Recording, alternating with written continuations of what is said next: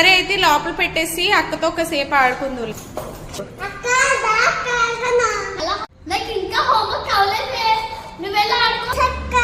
notes